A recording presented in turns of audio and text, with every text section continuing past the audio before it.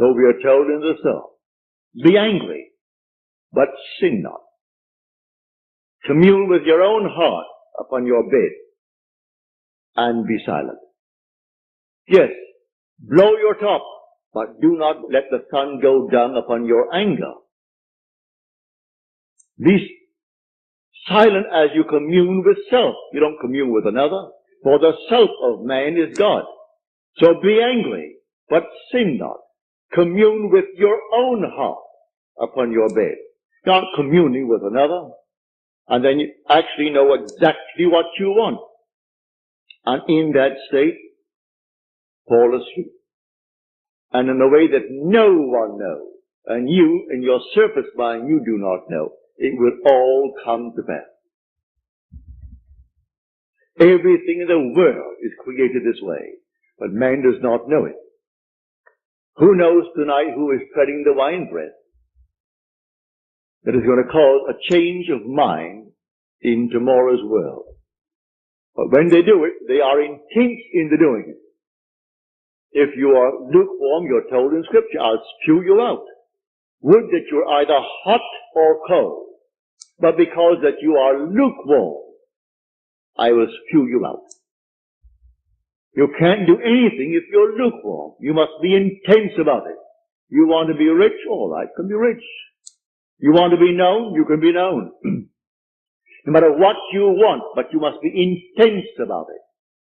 And then commune with your own heart upon your bed, and then let it drop. You'll read that in the 4th Psalm, the Psalm of David. So I say to everyone here, believe me, your own wonderful I amness, your consciousness, your wonderful human imagination, that is God. And all that you behold, though it appears without, it is within, in your imagination, of which this world of mortality is but a shadow. So you can change the shadow if you change the object, for you are the light.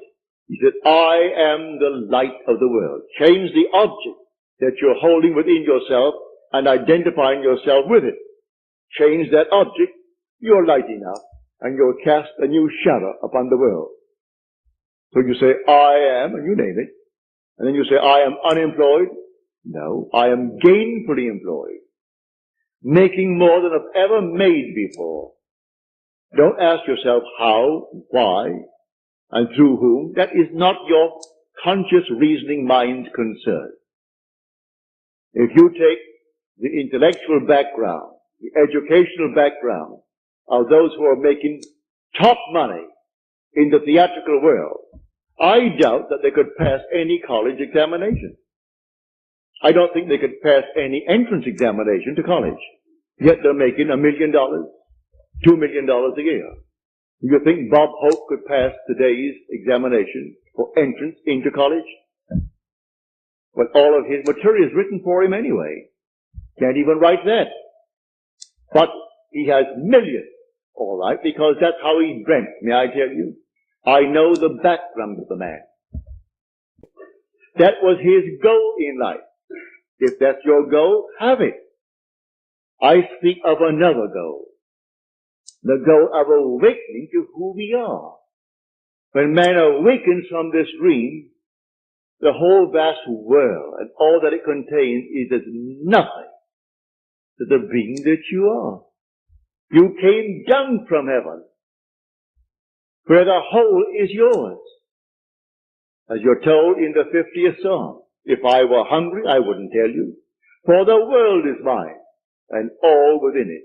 The cattle on 1,000 hills are mine. So why should I tell anyone of my need when it's all mine anyway? I would slay and eat.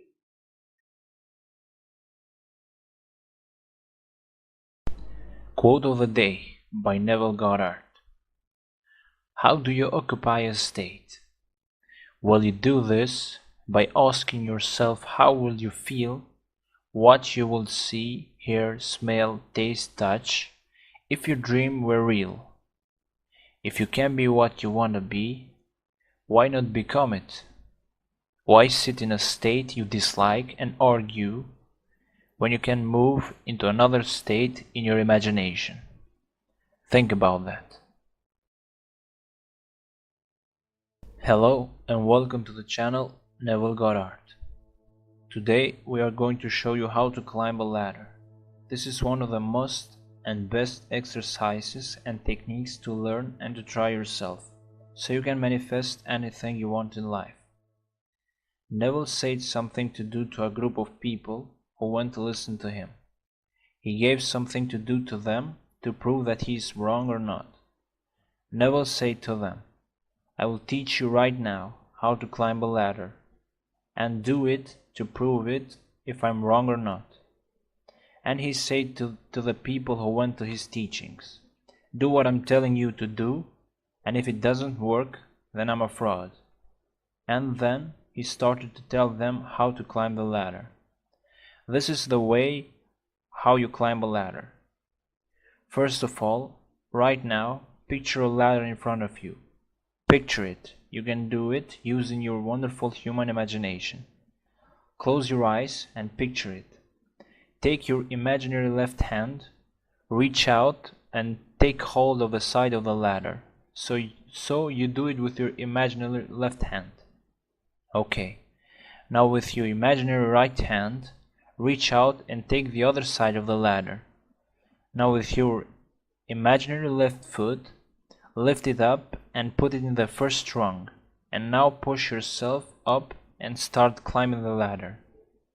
When you get to the top of the ladder, climb back down, then climb back up and climb back down. You repeat this often, and as you do this often and daily, you try to create a feeling as this is already fulfilled. Now you have to do something, and you must do this, otherwise nothing I'm teaching you will work. You have to put inside your wallet, so when you open your wallet, you have to read it. "I will not climb a ladder." You do it in the mirror, so you see it when you wake up in the morning.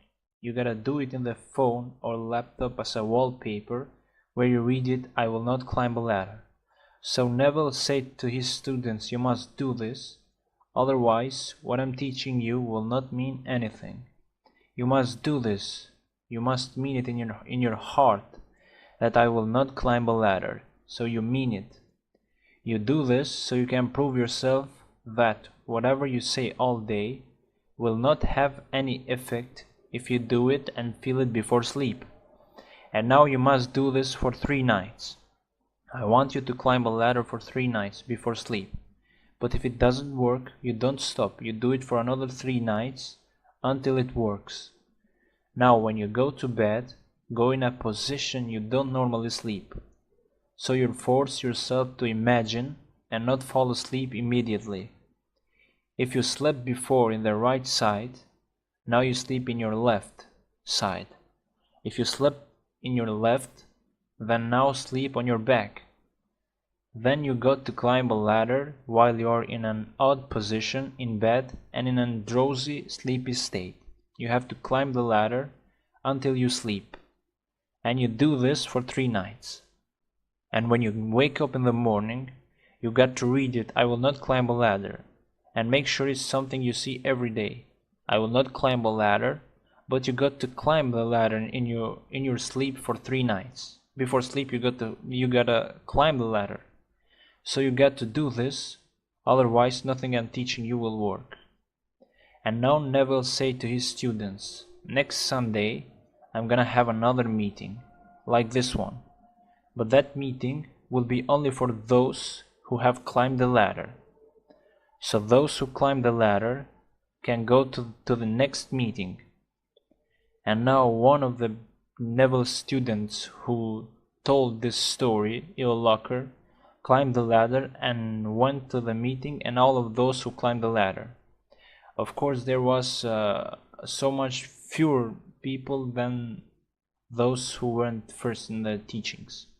What Neville said to them was this: "Now listen, as how you climbed the ladder, you could have just as easily made millions in cash. Not only money, but anything else that you want to have in your life and want to manifest. So now, what I say to all of you is, take all of you this challenge of Neville and climb a ladder in your imagination for 3 nights or more.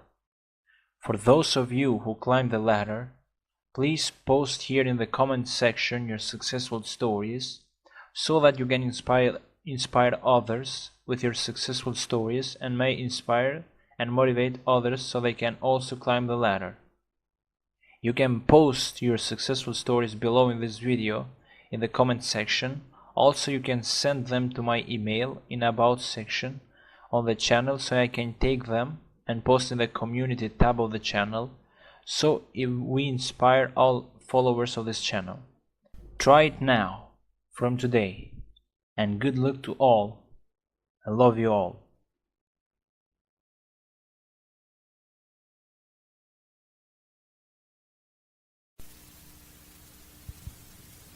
Tonight, we will discuss states. When we open the Bible and read the story as it's given to us, we may think we are talking about people that lived, individuals, persons that, as we are, but it's not so. The characters depicted in the Bible are not the individuals named. They are simply states signified by those names. For instance, the name Moses, or the name Abraham, or the name, well, any name that you find in Scripture. They are not individuals, as you and I are. It's simply a state of consciousness through which the individual, you and I, the immortal being, we pass through these states. The word Moses means to be born. It's the old perfective of the Egyptian verb to be born. Abraham, the father of the multitudes. We start there, moving through states. And you and I pass through these states towards our own redemption. We come to the end, and that state is personified in Scripture. And men take the personification and worship it as a person, stick it on the wall, and then cross themselves before it and genuflect, not knowing that these are states. So we must learn to distinguish between states and the individuals who pass through these states. These states are eternal. They are forever. You are an immortal being, and you move through states. The states remain permanent forever. You pass on. We change states. The states do not change. We change states. But we, the individual, we are forever. It's like moving through a city. The city remains, but we pass on. To think that because we have left a city, that the city has ceased to exist would be stupid. The city remains, and we go on. We pass from one state to another state, and finally we come to the end. That end is described in Scripture as Jesus. But that's a state. You are the immortal being passing through states. And when you come to the very end, you are in that state. It was predetermined. It was shown all of us before we started. Shown us in the state called Abraham. We saw it all in detail. And if we entered it reluctantly or not, who knows? Paul tells us that we were made subject unto futility, not willingly, but by the will of him who subjected us in hope. And the hope was that we would obtain the glorious liberty of the sons of God. So we were told that it was not altogether a willing subjection on our part. But we kept the divine vision, as Paul said, in time of trouble. And so we continue on the journey. In this world, you and I can create states. But the spiritual states are eternal. We create a state here, it's not eternal. We create a state to deliver individuals forevermore. I create a state, somebody asks me, will you hear that I am, and they name what they would like to be. All right? So that I must create the state, knowing that he is now in a state that he dislikes. I must distinguish between the being and the state that he is in. So I see him unemployed. All right? So he's unemployed. And he wants to be gainfully employed. There's nothing wrong in that. So I represent him to myself as one who is gainfully employed, who has more than he's ever had before. To the degree that I am self-persuaded that he is what I have now imagined him to be, to that degree he will actually become it. I move him out of one state into another. But that state into which he fell remains for anyone to fall into it. And all can fall into it at the same time, for that matter. He's not the only occupant of the state of being unemployed. There could be millions being unemployed. And there could be millions who desire to be out of it. Many who are unemployed have no desire to be out of it. They prefer to be on welfare. That's their desire. Perfectly all right. But if someone desires to be gainfully employed and to leave the state of being unemployed, you and I can create that state. Well, how do I create the state? By using my imagination. Imagination is not a state. It's the human existence himself. You are all imagination.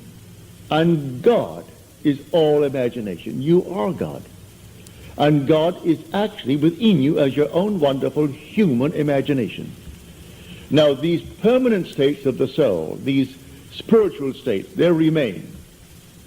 You and I pass through them towards our own redemption. But in the interval, we meet a friend, and the friend is in need of help. And the help is to move him out of a state. I couldn't give him money, but as Peter said, silver and gold have I not for thee, but such as I have give I unto thee. And he creates a state and takes the man from being a beggar, who's always begging on the corner, and puts him into a state where he jumps up with joy. He's now employed, not begging for money. So he didn't give him coins. He simply gave him a new state of consciousness. So I take you as an individual. I represent you to myself as the one that you would like to be. The one that I, if I were in your state, would like to be. I make it fit within what is known as the golden rule. I do unto others as I would have them do unto me. If I were in that state, would I like to be in some better state? Certainly. Well, then, do it to another. And so if he asks it of you, you simply represent him to yourself as being gainfully employed, or if he is unwell, as being well, or if he is not, if he wants to be married and he can't find the proper mate, then in your mind's eye you assume that he has found the proper mate. Whatever it is that is a normal, natural request that is not in conflict with your own moral, ethical code. And you create a state. This state, then you lift your individual into that state. Well, how do I do it? I carry on a conversation mentally with that friend from the basis that he is in that state. He tells me how happy he is with his new job and how much he's making. I see him in my mind's eye radiant. Well, then, am I self-persuaded that this imaginal act is a fact? Do I really believe in the reality of what I've done? Do I believe that imagining creates reality? I do. Well, then, to the degree that I am self-persuaded, he becomes the embodiment of what I've imagined him to be. These are states. So man must distinguish between the individual and the state that he is in. So Blake said, I do not consider the just or the wicked to be in a supreme state, but to be every one of them states of the sleep into which the soul may fall in its deadly dreams of good and evil when it left paradise following the serpent of generation. So we came down to experience death, for this is the world of death, where everything appears, it waxes, it wanes, and it disappears. So everything dies in this world. No matter how long it seems to live, it dies eventually. So we come down into the world of death. And the last enemy to be destroyed or to be overcome is death. I enter death and then conquer death to prove that I cannot die. I am an immortal being, for I am all imagination.